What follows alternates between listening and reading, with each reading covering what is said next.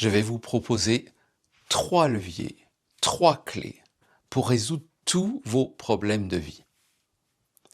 Après des années d'expérience, des années de tantra, des années d'animation, des années d'accompagnement de personnes qui ont des difficultés, et moi-même, évidemment, avec tous les problèmes que je peux avoir, j'ai vu qu'il y avait 3 outils fondamentaux, trois manières d'aborder n'importe quel problème pour le résoudre. Alors là, je ne parle pas des problèmes matériels, des problèmes techniques, je parle des problèmes de vie. Donc les problèmes relationnels, sexuels, les enfants,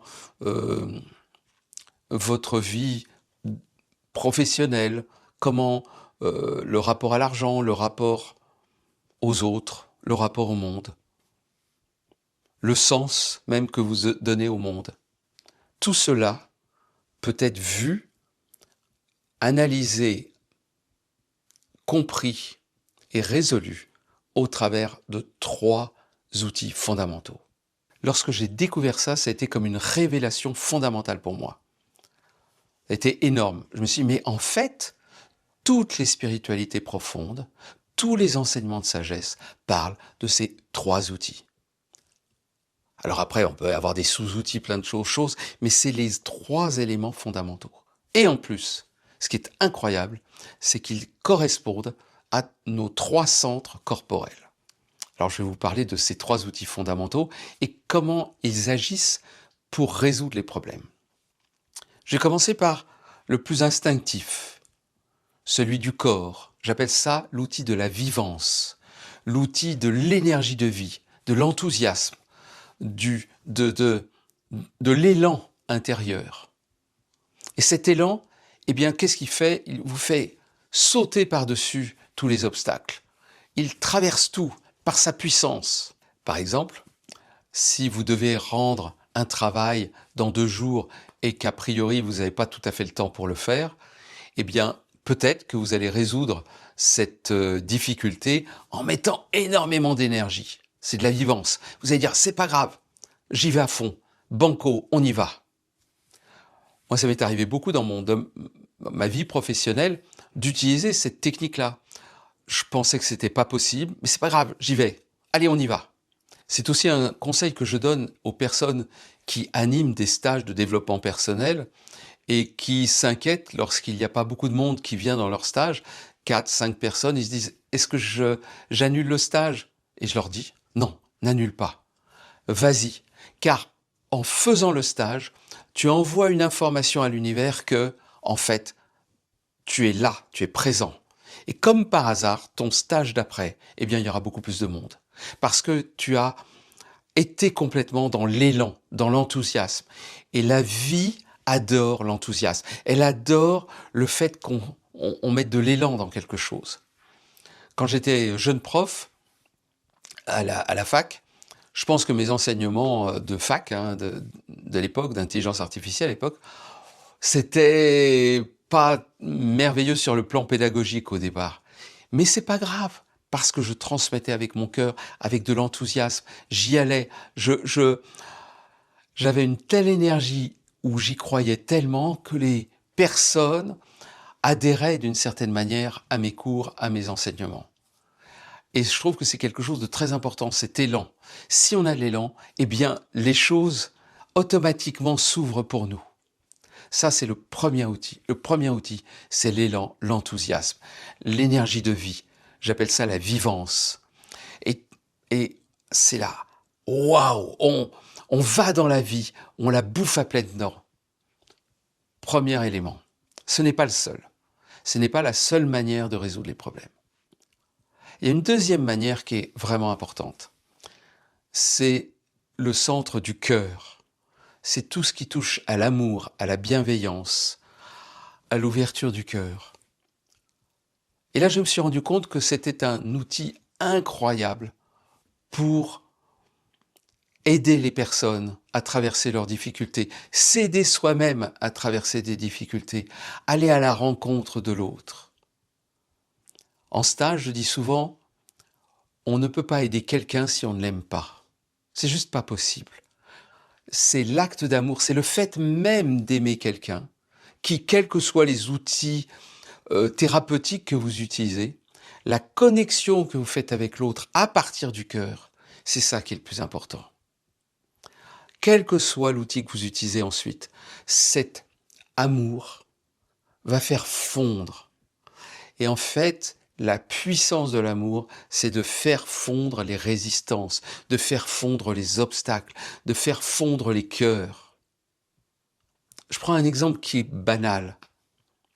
Si vous avez, ça m'est arrivé il y a quelques jours, ma voiture était mal garée et des policiers municipaux viennent et commencent à dire que ma voiture est mal garée, que j'aurais pas dû être là, etc., etc. Et ils me disent quand même c'est une contravention à 135 €, c'est pas rien. Et en fait, je les regarde, je les vois avec le cœur comme je regarde des participants dans mes stages, comme je regarde des personnes que j'aime, comme je regarderais, si j'ose dire, mes enfants. Et je les accueille complètement. Ah, mais oui, je suis désolé. Et puis surtout, j'accueille tout ce que vous dites. Vous avez raison. Je suis avec vous, mais vraiment dans l'amour. Pas, oui, oui, bien sûr, vous avez raison. Oui, oui, c'est très bien. Je suis d'accord avec vous. Vous voyez, quand je dis ça, il y a pas d'amour. Non, non, avec le cœur ouvert. Bon, bah, qu'est-ce qu'ils ont fait, comme des bons policiers? Eh bien, ils ont dit, ça va pour cette fois, mais recommencez pas, quoi. Et j'adore ce moment-là, ce moment où le cœur a permis à des policiers qui sont sûrs, est-ce que je mets une contravention ou pas de contravention? Ça marche pas dans tous les coups, bien sûr. Attention, ne pensez pas que le cœur, c'est un outil fonctionnel. C'est un outil divin. C'est un outil qui ouvre les cœurs si la grâce est là. Et donc la grâce est là que si le cœur s'ouvre de manière authentique. Si votre cœur n'est pas authentique, c'est que vous l'utilisez, en fait il n'y a pas de cœur, donc il n'y a pas d'amour, et c'est un outil qui ne fonctionne pas. Cet outil, mais qui n'est plus un outil, ce cœur, cette voix du cœur, elle ne peut être réalisée que de manière authentique. Et entre personnes, c'est la voix du pardon, la voix du Ho'oponopono. Vous savez, le « je suis désolé, je te demande pardon », merci, je t'aime, les 4 éléments qui créent la connexion alors qu'il y a eu une dissension, un conflit, une lutte. Eh bien, parfois, ces 4 éléments, s'ils sont dits avec le cœur, pas pour obtenir quelque chose, mais juste parce que c'est vrai, c'est authentique, parce que oui, je suis désolé, oui, je te demande vraiment pardon et de manière authentique, oui, je suis avec toi et je t'aime tel que tu es, tel que ça se passe là, et merci d'être là, merci de me faire voir un peu plus de moi-même, merci de me permettre d'ouvrir mon cœur grâce à cette situation. Voilà, si c'est authentiquement réalisé, alors c'est miraculeux, quelque chose va s'ouvrir aussi chez l'autre. Ça, c'est la deuxième clé, la deuxième voie, deuxième outil. Le troisième, c'est la voie de la conscience. La voie de la conscience est une voie plus froide que le cœur, moins énergique que la voie de la vivance. Mais c'est une voie qui consiste à se décentrer de la situation et à voir la situation d'un point de vue plus éloigné, plus élevé, on va dire. Je ne sais pas si vous avez fait du ski et si vous êtes monté dans ce qu'on appelle les œufs ou les téléphériques. Et en montant dans ces bennes, vous voyez le sol et les personnes qui sont là. Vous étiez l'une d'entre elles il y a quelques secondes, et puis ça s'élève, ça s'élève, ça s'élève, et en prenant la distance, les personnes diminuent de taille, puis ça s'amenuise, ça s'amenuise, ça s'amenuise, ça s'amenuise. Et à la fin, on a l'impression que c'est des fourmis qui s'agitent et qui font des files d'attente pour remonter dans les remontes-pentes, dans les bennes, dans les œufs, etc. Et ça m'a beaucoup frappé, moi. C'est-à-dire que quand je vois ces personnes-là de haut, je ne le vois pas du tout de la même manière que quand je suis au même niveau que ces personnes. Et aussi, je me dis que si je pouvais me voir de là-haut, si je pouvais me voir alors que je suis en train d'agir, on se voit toujours au niveau, je dirais, horizontal, au niveau du plancher des vaches, si je pouvais me voir de là-haut en même temps que j'agis, est-ce que j'agirais de même? Est-ce que je verrais pas parfois je dirais pas le ridicule, mais le fait que tout ce que je me raconte dans ma vie, c'est peut-être un peu n'importe quoi. Je prends de la distance avec cela. Tous les dramas que l'on se fait dans la vie, ben finalement, oui, ça ressemble à des séries américaines, des feuilletons qui passent, qui passaient en tout cas à la télé à 14 heures. C'est dire des trucs qui n'ont pas tellement d'importance, qui ne sont que des répétitions et des répétitions, toujours des mêmes schémas, des mêmes patterns. Et ça, on peut le voir si on prend la distance. Si on est collé à la situation, on ne le voit pas. Et la conscience, c'est ce qui nous permet de prendre de la distance. Elle nous permet de regarder autrement notre vie. Et de se rendre compte que des tas de choses qui nous paraissent terribles et effroyables, finalement, c'est pas très important. Alors c'est la distance de la situation comme ça peut être la distance temporelle. Par exemple, vous pouvez avoir été en conflit avec quelqu'un il y a des années, et en regardant le conflit avec le temps, vous dites, est-ce que c'était vraiment la peine pour si peu de choses de se mettre en conflit, sachant tout ce qui s'est passé entre-temps, et qu'en fait le conflit qu'on avait, il n'avait aucun sens, c'était presque rien. On s'est battu pour un quignon de pain, sans voir qu'autour, il y avait l'abondance. C'est ça, prendre de la distance. C'est voir tout ce qu'il y a autour, tout le contexte temporel et aussi distanciel. La difficulté de la conscience, c'est que nous ne pouvons utiliser que notre niveau de conscience que nous avons. En gros, nous pouvons nous décentrer que comme notre conscience nous permet de le faire. Et c'est ça qui est assez bizarre, c'est que la conscience est quelque chose qui ne peut pas se juger elle-même, car la manière de se juger dépend de la conscience. En gros, nous ne savons pas quel est notre niveau de conscience. Est-ce que nous en avons beaucoup? Pas beaucoup. Comme dit le poivreau au café du commerce, il dit je suis pas plus con qu'un autre. Ouais. Pourquoi? Parce que il juge qui il est à partir lui-même de sa propre conscience, qui est assez faible dans ce cas-là. En tout cas, comme je vous le raconte là. Donc nous-mêmes, nous ne connaissons pas notre niveau de conscience. On peut voir des niveaux de conscience plus bas, mais le risque, c'est de se mettre au-dessus. Et dès qu'on se met au-dessus, eh bien c'est fichu, car notre conscience ne fonctionne plus. Nous croyons à ce moment-là que par le mépris, en se mettant au-dessus des autres, alors nous avons plus de conscience, nous sommes supérieurs aux autres.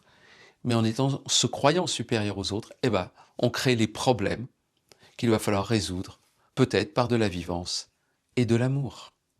Puisque visiblement, à cet endroit-là, la conscience a fait défaut. Donc je vous mets en garde aussi sur le fait d'utiliser ces outils juste pour gonfler votre ego. Donc la conscience, c'est merveilleux pour gonfler l'ego, mais l'enthousiasme, s'il n'est pas juste, il peut être très dur pour les autres. N'oubliez pas qu'il s'agit d'agir aussi avec le consentement de ceux qui sont autour de nous. Il ne s'agit pas d'imposer notre manière de penser, notre manière de vivre. Nous n'avons rien à vouloir pour l'autre. Que notre cœur, quand il s'ouvre, oui, il s'ouvre, mais parfois, le cœur de l'autre ne s'ouvre pas. Est-ce que nous pouvons rester le cœur ouvert alors que le cœur de l'autre ne s'ouvre pas? Là, nous verrons vraiment, nous voyons vraiment si notre cœur est ouvert. Quand tout se passe bien, alléluia, mais l'outil du cœur, c'est d'aller encore plus le cœur ouvert quand le cœur de l'autre ne s'ouvre pas.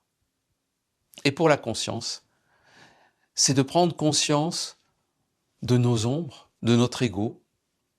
Et quand je vous dis de s'élever pour prendre de la distance, ça ne veut pas dire prendre la grosse tête, C'est exactement l'inverse. C'est au contraire être dans l'humilité de qui nous sommes à tout moment. Et ça, ce sont les 3 clés de la résolution de nos problèmes humains. C'est ce qu'essayent de nous enseigner tous les grands maîtres spirituels, tous les grands enseignements spirituels depuis que le monde est monde, aussi bien Bouddha, Jésus, les autres. Et bien que je vous l'enseigne ici aujourd'hui, je ne dis pas je suis au-dessus de vous, je ne dis pas que je les applique tous les jours. Les personnes qui sont autour de moi savent qu'il y a des moments où je ne suis pas dans la conscience, l'amour et la vivance. Il y a quelque chose de racorni en moi, il y a quelque chose qui se défend, il y a quelque chose qui est en colère contre la vie, qui est en colère contre les autres ou contre des situations, bien sûr. Et il me semble à ce moment-là que la qualité du développement, ce n'est pas tant de ne pas ressentir tout cela, mais c'est de pouvoir en sortir le plus vite possible. À partir justement de la conscience, du cœur et de la vivance, qui sont toujours nos 3 piliers, nos 3 clés pour sortir de toutes les situations. Si vous avez aimé cette vidéo, je vous invite vraiment à la liker et à vous abonner à la chaîne, et ça m'aidera encore plus à apporter de nouvelles vidéos dans le même style. Et si vous voulez que je traite de sujets connexes à celui-là, ou à d'autres qui se trouvent sur ma chaîne, n'hésitez pas à poster des commentaires et à me dire comment vous vivez ce que je viens de présenter et quels sont les sujets que vous voudriez que je traite, que j'adapte, que je vous propose à partir de cette vision et de ces enseignements tantriques.